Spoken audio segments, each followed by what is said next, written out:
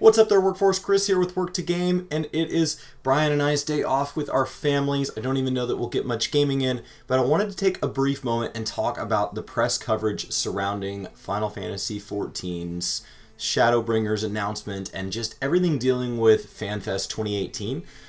So the first thing I want to talk about was the press conference. If you haven't seen it, there will be a link in the description below. I encourage you to go over there. If you're not familiar with Gamerscape, you should be. They actually have all of the questions and all of the answers at the press conference. Brian and I were not invited to that, but thankfully that is published there. So thank you to their team. You guys are awesome. They had a couple of good questions. Things like, with Shadowbringers, you didn't tell us where the areas are. They said, you know, that's pretty intentional, and just kind of things like, can you tell us a little bit about, like, is there another like Rathalos thing coming? And they said, well, there's nothing in the works. A lot of these questions, to be really honest, if you'd asked the question just to the people in the press room before Yoshida and stuff were even answering, I think they could have told you that a lot of these weren't going to get an answer. They're not going to go, well, since you asked, I might as well reveal it here. So some of the questions don't really, I feel, expand the conversation, but that's something that I've talked about in another video about just Q&As in general, is you have to think about, first of all, don't do yes and no questions. Second of all, make sure that you answer a question in a way that we get information, instead of just, hey, will you reveal your big top secret plan right now because I asked? No. But it's a good time to ask, hey, why don't we have more support for the Oceanic region, and just kind of put that reminder in there. And then the 32-bit support is dropping, and they didn't really elaborate on that anywhere in the presentation publicly. So the percentage of 32-bit players is 1.8% of the player population. So it's really nice to see that, you know, you got a little more detail there. And then some of the questions were just terrible. One of the questions, for example, was something about in-game brothels, and like, I don't know what you expect them to say, like, yes, we condone brothels, or, oh my gosh, we need to stop what we're doing and shut the game down so that we can ban these people. Like, obviously, if there's something that comes to light, they're going to ban these people. Obviously, if there's something either breaking the law or breaking a code of ethics or breaking a user agreement, they're going to ban it, but only if they're made aware of it.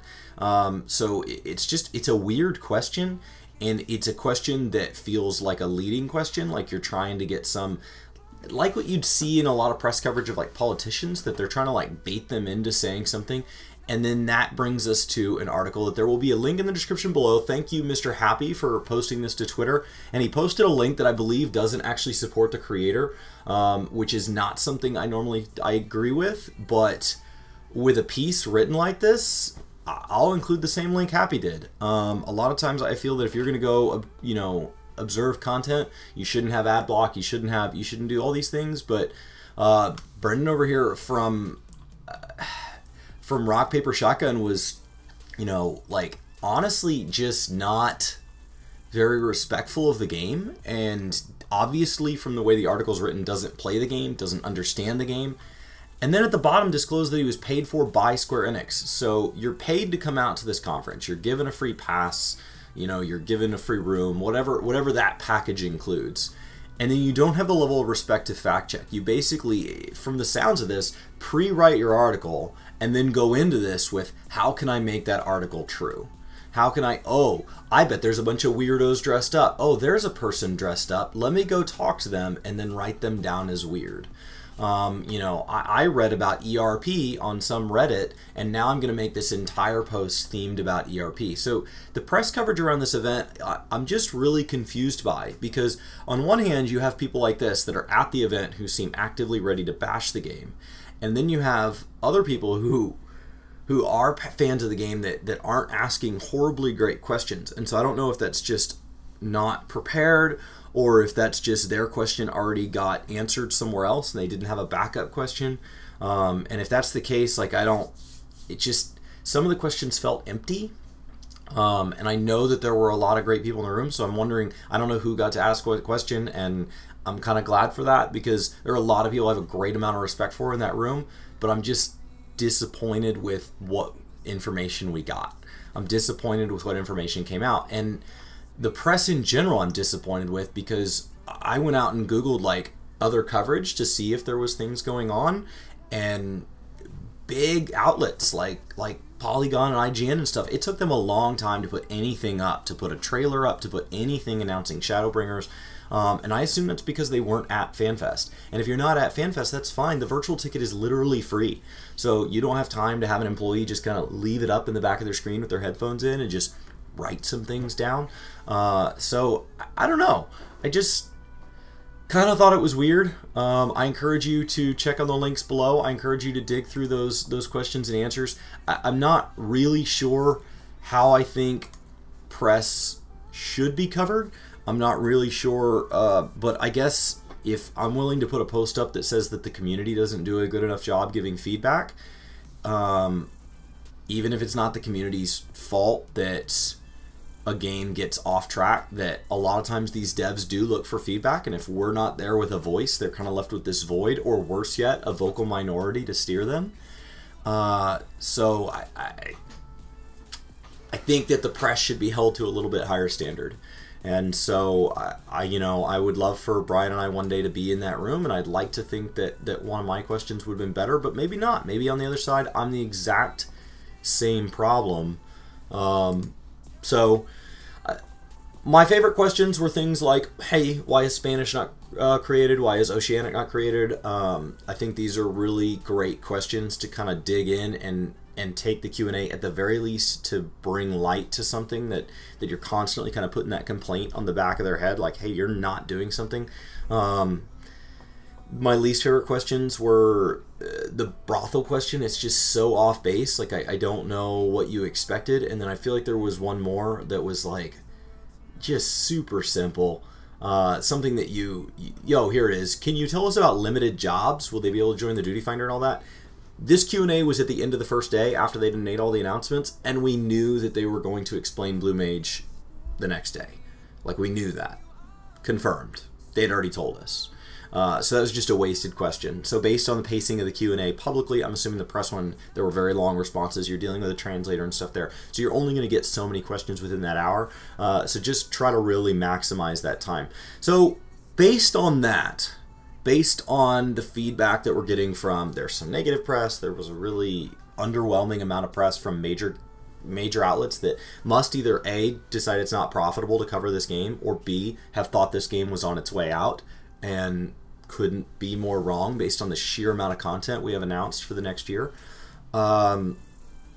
Based on all of that, what are the questions you guys would like to see press cover more of?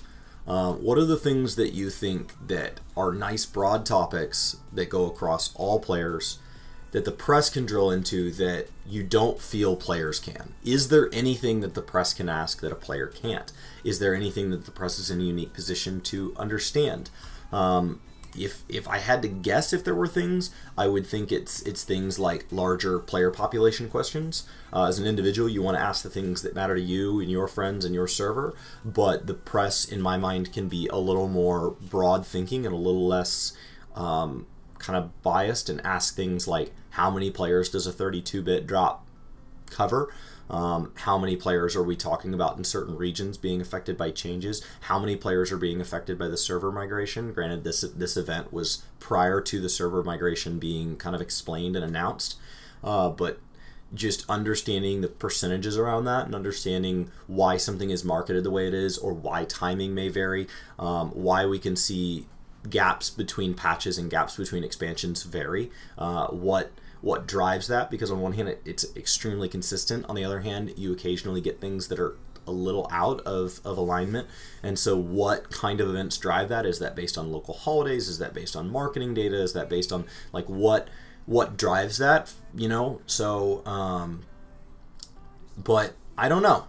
I guess let me know in the comments below what you guys think, what comments you think you wish that they had asked. Before you post anything, if you could click on that link, go over to Gamerscape and read through what was asked. I think that it is another very interesting thing, and I don't want to just read their article off here because I would rather support Gamerscape and you guys go over there and give that a quick glance. It's not a very long page, but it's a lot of questions. They've been beautifully summed up by the team over there. Thank you, Gamerscape. You guys are awesome for covering this. That's about it.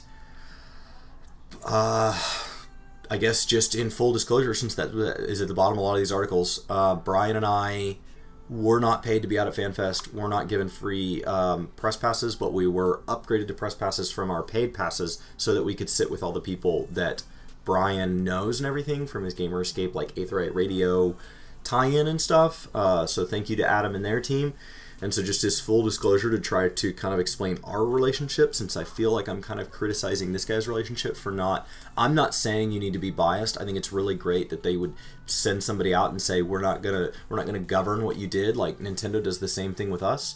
But if I go over to somebody's house for dinner and they feed me and I don't like it, I shouldn't go in and say, hey, these are the kind of foods you should make, and then they make those, and then I bash it. So I feel like the way this article's written, it's not just I was disappointed, because I don't think there was anything at FanFest to be really disappointed with, unless like a server migration really affects like you and a friend that for some reason are not on the same server but play together all the time. So outside of specific use cases, I don't see a reason to be this upset, outside of going in knowing you were going to be upset prior to the event, and then watching the event and saying, yes, which part of that upset me. So to have the trip paid for by Square and then just rip them a new one, I think was incredibly disrespectful, considering everything in this article is unfounded or is out of context. Things like saying the housing crisis mimics the real world. No, because the real world housing crisis was caused by loan irresponsibility and societal values being off during a down cycle.